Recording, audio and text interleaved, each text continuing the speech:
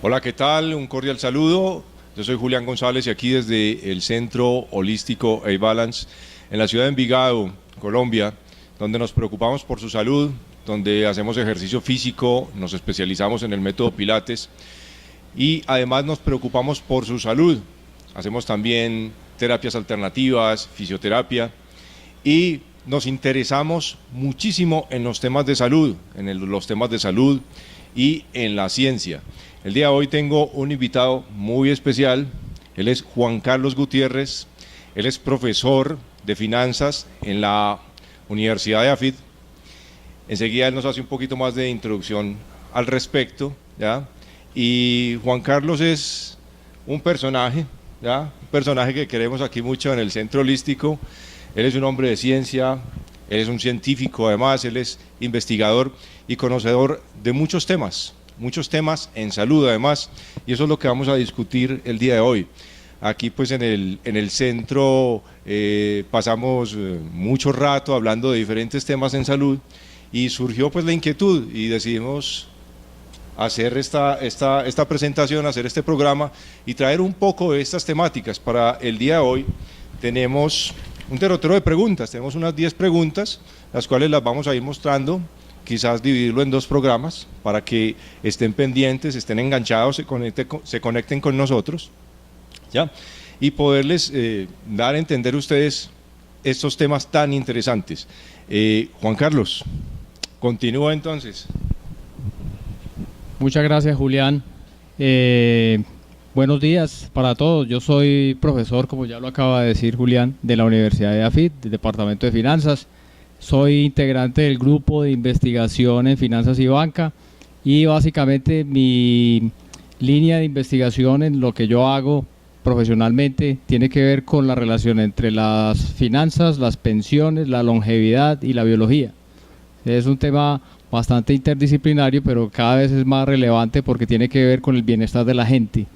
Entonces yo creo que estos espacios son importantes para divulgar muchas de las cosas que hacemos y de las cosas que pensamos seguir haciendo en un futuro. Perfecto, ya lo escucharon. Y ahora entonces vamos con la primera pregunta, Juan, y para todos. La primera pregunta es, ¿la avena es un desayuno saludable? ¿Qué opina Juan? ¿Qué nos tiene para contar al respecto? Bueno, resulta que sobre la avena se ha hablado mucho sobre sus grandes beneficios, pero lo que muchas veces la gente desconoce es el tipo de beneficios que tiene y el momento apropiado para consumir avena. La avena, en términos generales, tiene una característica y es que ocasiona saciedad en el cuerpo, digamos en el intestino, o sea, disminuye la sensación de hambre, pero adicionalmente contiene una fibra que se llama beta-glucan. El beta-glucan es, digamos, una fibra que ocasiona una reducción del colesterol LDL o el colesterol mal llamado malo, porque realmente no es malo, y adicionalmente ocasiona un aumento del colesterol HDL o colesterol bueno, ¿cierto? Pero hay que tener en cuenta algo, y es que la avena tiende a tener un índice glicémico, una carga glicémica entre moderada y alta. Entonces, más que la avena por sí sola, es el tipo de avena que se consume y la hora en la cual se consume. Cuando la persona consume avena en polvo o ultraprocesada, lo que está introduciéndole al cuerpo es azúcar, porque la avena ultraprocesada, a pesar de que contiene beta-glucan, está muy procesada, calentada a altas temperaturas, y eso ocasiona un aumento sustancial del nivel de azúcar en la sangre. Entonces, cuando la persona desayuna con avena en polvo, con un vaso de avena en polvo, lo que va a experimentar a las 2-3 horas es un aumento de la sensación de hambre. La persona va a pasar con hambre gran parte del día, y si permanentemente a través del tiempo tiene esa costumbre de tomarse su vaso de avena como desayuno, sin consumir suficiente proteína y suficientes grasas, entonces la persona va a terminar posiblemente con problemas de diabetes. La avena que realmente genera buenos beneficios a largo plazo es la avena entera, ¿sí?, sin azúcar, que tiene es como una especie de carbohidrato complejo que se convierte en azúcar más lentamente, o sea, tiene menor carga glicémica. Ahora, ¿cuál es el momento ideal para consumir avena? No es en la mañana, es en la noche. Porque mucha gente desayuna con avena. Está bien, si consumes avena en el día al desayuno, trata de acompañarla de algún componente de grasa y de proteína. A pesar de que la avena contiene proteína, no es mucha la proteína que contiene, pero sí es buena desde el punto de vista de sus efectos cardiovasculares. ¿Por qué en la noche? Porque al tener una mayor carga glicémica ayuda a dormir. Ese es el principal argumento para utilizar avena en su alimentación, y el lugar más propicio realmente es en la noche. Excelente, bueno, ya lo están escuchando. Y estos son los temas que aquí nos quedamos un buen rato ¿ya? Hablando al respecto. Bueno, si tienen alguna inquietud o les van surgiendo interrogantes sobre las preguntas o la temática que vamos desarrollando, pues quizás Juan nos pueda ampliar un poquito más al respecto, y dejamos entonces en pantalla el correo electrónico, si le parece, Juan. ¿Sí? Perfecto, entonces pueden escribirle a Juan para que les amplíe un poco más la información al respecto, o hacernos llegar esas preguntas a nosotros a través de nuestro correo también, y con mucho gusto pues las responderemos. De igual manera pues pueden dejar sus comentarios. Bueno, siguiente pregunta. Muy bien, las yemas del huevo deben evitarse porque elevan el colesterol y causan ataques cardíacos. Muchos podrían pensar al respecto. ¿Qué nos tiene para decir Juan al respecto?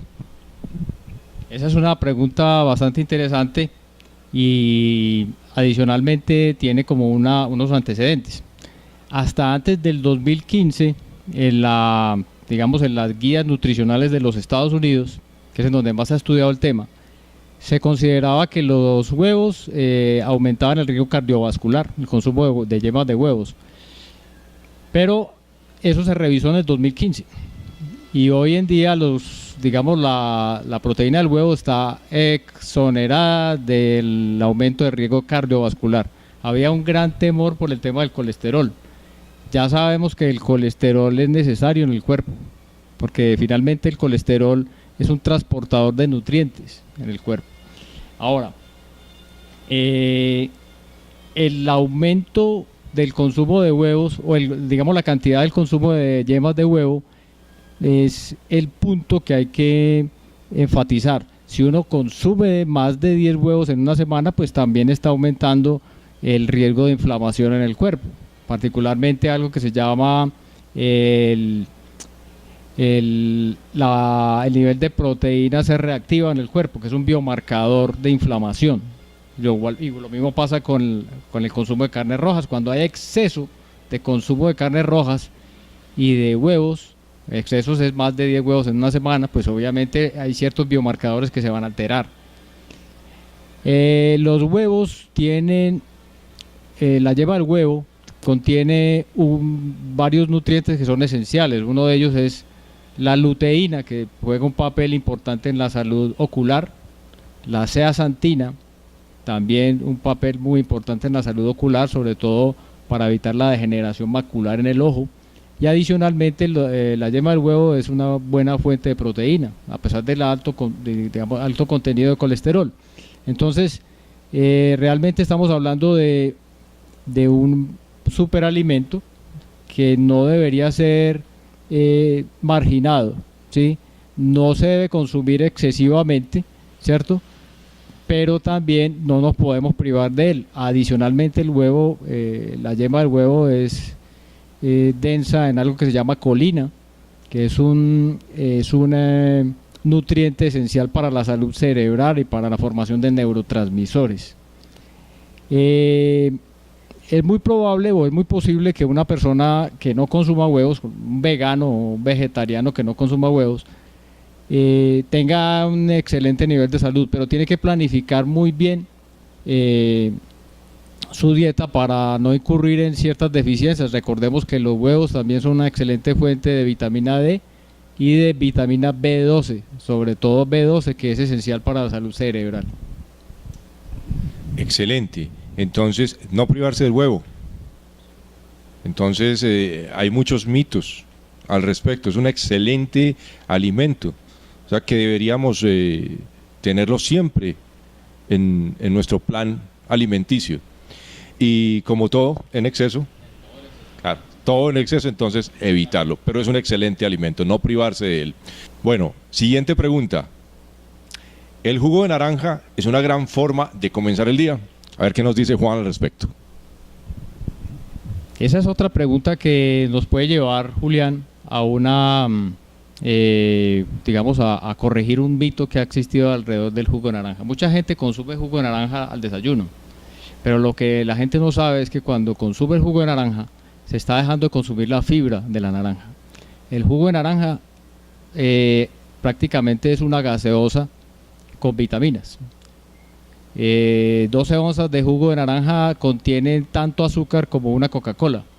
Entonces, cuando una persona persistentemente a través del tiempo tiene la costumbre de consumir jugo de naranja y varios jugos de naranja inclusive en el día, lo que está aumentando es la carga glicémica en su sistema y a largo plazo se vuelve prediabético o diabético. Es mucho más saludable consumirse la naranja entera por la fibra, porque realmente es más importante la fibra que el jugo en sí, y eso vale también para todos los demás jugos. A todos aquellos que, pues, digamos, tienen la costumbre de tomar jugos sin fibra, sino jugos exclusivamente y algunas veces le adicionan azúcar, pues realmente lo que están haciendo es aumentando el nivel de azúcar en la sangre, y eso no es bueno. A largo plazo es una costumbre que aumenta el riesgo de ser diabético. Entonces, en este caso, Juan, sería más adecuado utilizar el zumo a partir de un extractor que nos aporta más fibra, o sea, no lo entrega tanto en jugo, sino que nos va a dar parte de la fibra, el extractor. Digamos que eso es válido, pero lo importante es preservar la fibra, consumirse la fibra, porque es digamos que el microbioma intestinal, o sea, la flora intestinal, requiere fibra. Entre más fibra tengamos en el sistema, mucho mejor. Los antepasados nuestros hace 2 millones de años, Julián, consumían 100 gramos de fibra por día. Hoy los seres humanos del siglo XXI y del siglo XX redujeron sustancialmente su consumo de fibra a 40-30 gramos de fibra por día, lo cual nos ha puesto de presente toda la epidemia de enfermedades relacionadas con cardiovascular, cáncer. Realmente la disminución de consumo de fibra es una de las grandes causas de la proliferación de enfermedades en el mundo.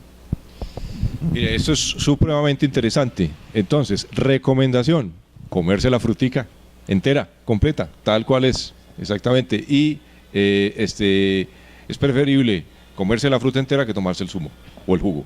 Perfecto, excelente. Miren que aquí van surgiendo una cantidad de temas, además interrogantes y quizás otros temas para otros programas. Hemos tocado el tema del colesterol, qué interesante además hablar sobre el colesterol, hablar sobre el microbioma. Hace un momento Juan habló sobre el microbioma y quizás es un tema que muchos desconocen, qué es el microbioma. Podríamos desarrollar una temática al respecto. Bueno, eso lo vamos dejando entonces para otros programas. Listo. La idea es que se vayan conectando con nosotros y que pregunten. Bueno, vamos con la siguiente pregunta. La carne roja no es saludable y es causa tanto de cáncer como de enfermedad cardiovascular. ¿Qué nos dice Juan al respecto? Al igual que con el tema anterior, que era el de los huevos, digamos, de las yemas de los huevos, la carne roja, que también ha sido como un mito en el pasado, digamos en los últimos 2 millones de años, el ser humano ha consumido carnes rojas, ¿cierto? Ha habido gran diversidad de dietas. Si uno se remite, por ejemplo, a los estudios recientes del profesor Walter Longo de la Universidad de California, que es un experto en longevidad, en las 6 principales blue zones o zonas del mundo donde la gente más vive, donde hay más longevidad, una de ellas está en Japón, que es en Okinawa, hay otra en Costa Rica y hay unas en Grecia, en Italia. Tienen algo en común, y es que el consumo de carnes rojas en esas zonas en donde la gente más vive en el mundo no supera el 10% del total de nutrientes que consumen diariamente. O sea, el consumo de carnes rojas es bajo. O sea, entre menos carne roja se consuma, mayor longevidad hay, por varias razones. Las principales son ¿cuáles? Son: disminuye el biomarcador de la proteína C reactiva, o sea, el nivel de inflamación en el cuerpo. Disminuye la ocurrencia o la presencia de una hormona que se llama IGF-1, que es algo relacionado con el factor de crecimiento celular y de insulina. O sea, aumentar el consumo de carnes rojas aumenta el riesgo de diabetes también. Pasa mucho esto, Julián, y es que hay personas que consumen media libra o hasta una libra de carne en el día, roja. También hay que tener en cuenta que las porciones son las que generan inflamación en el cuerpo. Cuando una persona consume en un plato, más de la mitad del plato es carne roja, pues está aumentando el nivel de inflamación en el cuerpo. Lo ideal es que el tamaño de la porción sea máximo de la cuarta parte del plato. Y uno constantemente ve gente que consume demasiada proteína animal, carne roja. Lo otro es la calidad. O sea, no es lo mismo una carne roja convencional que una carne roja proveniente de animales que pastan, ¿cierto? Orgánicos y que pastan, alimentados con pastos, no alimentados con granos y hasta con dulces, porque en los establos en donde se produce masivamente carne roja, tanto carne roja como huevos, a veces a esos animales los alimentan con granos que son inflamatorios y con soya genéticamente modificada, y adicionalmente con hasta dulces, les dan dulces a los animales. Eso hace que la relación entre omega 3 y omega 6 de la carne roja de animales que han sido convencionalmente alimentados sea de 1 a 7, o sea, por cada porción de omega 3 que es antiinflamatorio hay 7 porciones de omega 6 que es inflamatorio. Entonces, la carne convencional, o sea, la carne que venden en países desarrollados, que es realmente inflamatoria, y en Colombia, digamos, en Colombia tenemos unos animales que son más orgánicamente desarrollados, pero no faltan los animales que son alimentados con granos. La carne convencional es inflamatoria, mientras que la carne orgánica tiene una relación de 1 a 1. Por cada porción de omega 6 hay una de omega 3. Y adicionalmente tiene mayor nivel de ácido, algo que se llama ácido linoleico conjugado, que es antiinflamatorio. Es decir, una persona que consuma carne orgánica roja está consumiendo un superalimento. La cuestión es que la carne orgánica roja, aquí por ejemplo si uno va a Colanta, le venden carne orgánica roja, ¿cierto? Pero orgánica, o le venden la convencional, puede llegar a costar un 50% más que la carne convencional, ¿cierto? Entonces realmente uno está obteniendo un perfil nutricional diferente. En los países desarrollados ya hay un poco más de conciencia alrededor de la diferencia entre consumir uno u otro tipo de carne. Hay otras razones que son ambientales, por las cuales deberíamos empezar a dejar de consumir menos carne roja, pero hay unos beneficios y hay unos costos. Hay menos impacto ambiental al disminuir el consumo de carnes rojas, pero el consumo de carnes rojas moderadamente, que es lo importante, y ocasionalmente, como lo hacen en las zonas del mundo donde la gente vive más, tiene beneficios para la salud humana. ¿Por qué? La carne roja es la principal fuente de hierro, es la principal fuente de algo que se llama coenzima Q10, que es el nutriente fundamental para la producción de energía en las mitocondrias del cuerpo, y adicionalmente es una de las principales fuentes de vitamina B12, ¿sí? Esas, digamos, hay un balance de cosas. Lo importante es no consumir excesivamente digamos cantidades de carne roja, moderadamente es lo recomendable, y adicionalmente la calidad de la carne que se va a consumir. Entonces, por ejemplo, las personas que tienen anemia curan su problema de anemia o problemas de ceguera cuando consumen carnes rojas de alta calidad, particularmente hígado de res. ¿Por qué? Porque la carne roja contiene algo que se llama vitamina A en la forma de retinol, que es como la requiere el cuerpo humano. El retinol evita la ceguera, y adicionalmente evita problemas en la piel como la psoriasis y otro tipo de vitiligo y otro tipo de complicaciones. Entonces, digamos que en esas zonas del mundo donde la gente vive más, sí consumen carne roja, pero lo hacen una vez en la semana o una vez en el mes, no diario, y no se consumen 1 libra o media libra de carne roja todos los días. O sea, hay un tema de calidad y hay un tema de cantidad. Entonces, es importante consumirla como un nutriente esencial, pero consumirla poco y que sea de alta calidad. El punto es conseguir carne roja de alta calidad, que eso es lo más difícil. Pero la idea es consumirla con moderación. Y ser consciente de lo que se está consumiendo. Ser consciente de lo que se está consumiendo, porque hay muchas veces perdemos conciencia de los alimentos que estamos ingiriendo. Cuando vamos muchas veces a los supermercados ni siquiera leemos la etiqueta de los alimentos que estamos comprando.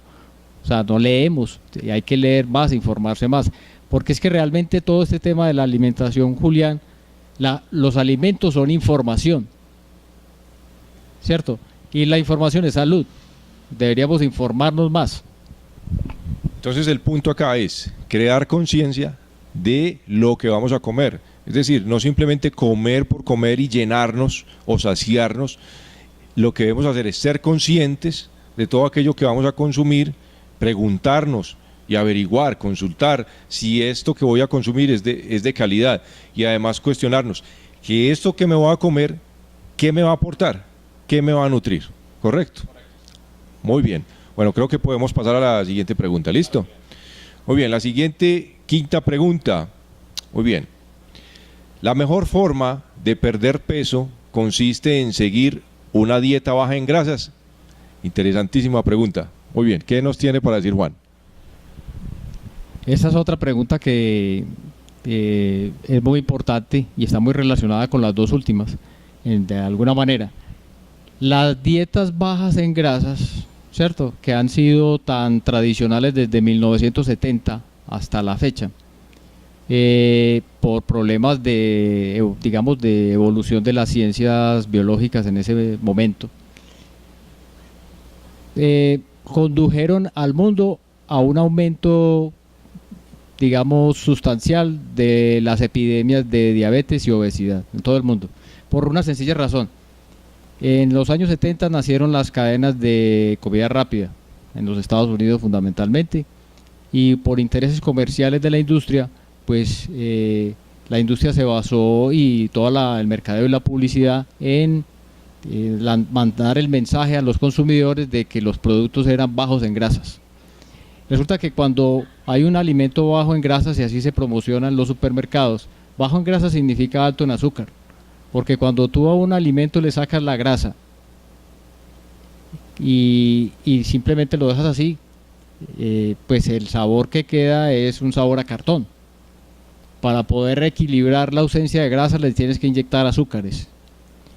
Por lo tanto, si uno mira las estadísticas, si uno genera un gráfico, uno ve que en la medida en que ha aumentado el consumo de carbohidratos refinados bajos en grasa, ha aumentado la diabetes, la obesidad y la enfermedad cardiovascular en todo el mundo. Recordemos que la enfermedad cardiovascular es la principal la principal causa de muerte en todo el mundo, ¿cierto? Y pues enseguida está la enfermedad, digamos la diabetes, está el tema del cáncer, que es una de las grandes causas de muerte en el mundo, y la que está creciendo más actualmente es la enfermedad neurodegenerativa, el Alzheimer. El Alzheimer hoy en día es la diabetes tipo 3, o sea, es la tercera fase de la diabetes. Entonces, cuando hay bajo nivel de grasas en el sistema, ¿Qué sucede con el cuerpo? El cuerpo, tenemos tres grupos de macronutrientes. Están los carbohidratos, hay carbohidratos simples y carbohidratos complejos. Están las proteínas, ¿cierto? Los carbohidratos nos producen glucosa, las proteínas nos producen aminoácidos. Y están las grasas, ¿cierto? Las grasas juegan un papel fundamental porque son las que transportan nutrientes al cerebro. Entonces, cuando tienes una dieta baja en grasas, sobre todo desde por la mañana, lo que va a pasar es que la sensación de hambre va a persistir durante una mayor parte del día. La gente va a sentir más hambre, y al tener más hambre, al sentir más sensación de hambre, porque se dispara una hormona, la hormona del hambre que se llama la grelina, la gente va a comer más. Y sobre todo para saciar esa ansiedad por comer, come más carbohidratos refinados, y a largo plazo lo que hace es aumentar de peso por el exceso de consumo de carbohidratos simples en lugar de carbohidratos complejos. Carbohidratos complejos son aquellos que tienen una tasa de conversión o se convierten más lentamente en azúcar. Los carbohidratos simples son, por ejemplo, un pan blanco, una galleta, un dulce, un pastel, que es lo que la gente más comúnmente encuentra a la mano. Eso se convierte rápidamente en azúcar. Entonces, cuando una persona desayuna un desayuno altamente cargado en carbohidratos, ¿qué va a pasar? El flujo sanguíneo recibe mucho azúcar, el páncreas aumenta la producción de insulina, el sistema endocrino empieza a dispara hormonas como la epinefrina y el cortisol, aumenta la ansiedad de la gente durante el día, aumenta la ansiedad por comer, ¿cierto? Porque sus hormonas relacionadas con el hambre están disparadas, y esa persona va posiblemente a tomar decisiones más equivocadas. Si tiene un examen, si es un estudiante y tiene un examen, va a estar ansioso gran parte del día, no va a pensar bien. Necesitamos consumir grasas, pero esas grasas deben ser grasas de calidad. El cerebro necesita grasas.